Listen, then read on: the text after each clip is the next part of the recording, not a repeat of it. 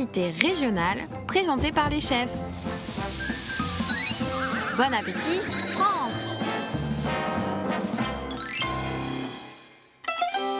Ce mois-ci, nous continuons notre promenade gourmande en Bretagne, région qui se situe à l'extrême ouest de la France. Cette péninsule, encerclée par les mers, est une terre grande productrice de fruits de mer, comme les huîtres ou les homards, ainsi que de légumes comme les artichauts.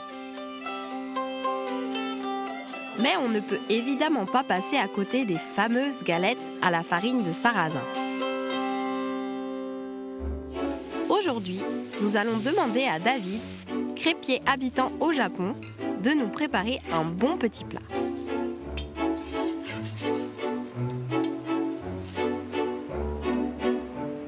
Alors, je vais vous présenter un plat typique de Bretagne, et ce n'est pas la fameuse galette bretonne.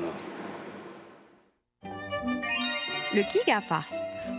On dirait un simple pot-au-feu, mais en réalité, ce plat contient des morceaux de pâte de sarrasin farcis dans un sac avant d'être cuits dans un bouillon. Kig, c'est la viande, et farce, c'est la farce.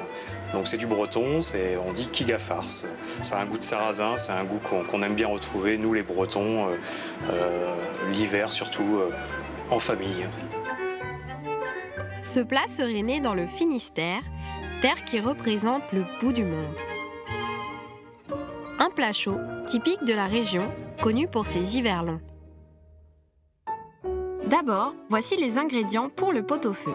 De la viande, des saucisses, oignons, poireaux, carottes, navets, 2 bouillons cubes, de l'eau, bouquet garni, du sel et du poivre.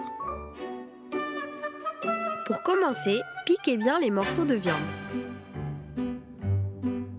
Faites-les bouillir avec les cubes de bouillon à feu vif jusqu'à ébullition. Pendant ce temps, préparons le farce. De la farine de sarrasin, du sel, un œuf, des raisins secs, de l'eau, du bouillon.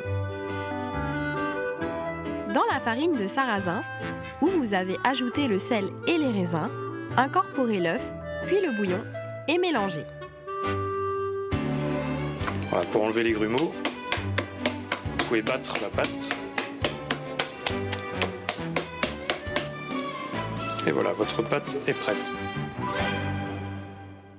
Alors ça, c'est le sac dans lequel on va mettre la farce. On en trouve très peu, on en trouve surtout dans le Finistère. Et il y a quelques magasins qui font encore des sacs de kiga farce. Cela peut être bien sûr remplacé par exemple par un sac en gaze ou en coton. Lorsque la farce est dans le sac, on fait un nœud.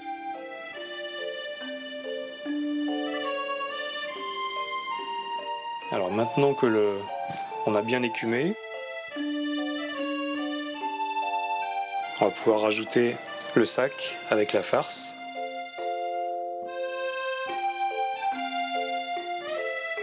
Puis les légumes. Ajoutez les saucisses selon vos préférences. Couvrez et faites bouillir pendant 20 minutes environ. Alors on va voir si le farce est cuit. Hop, donc attention, c'est très chaud. Il est bien dur. On peut le sortir. Voilà à quoi ressemble le farce sorti du sac. Coupez finement. Sur la plaque. Faites cuire la surface avec un peu de beurre.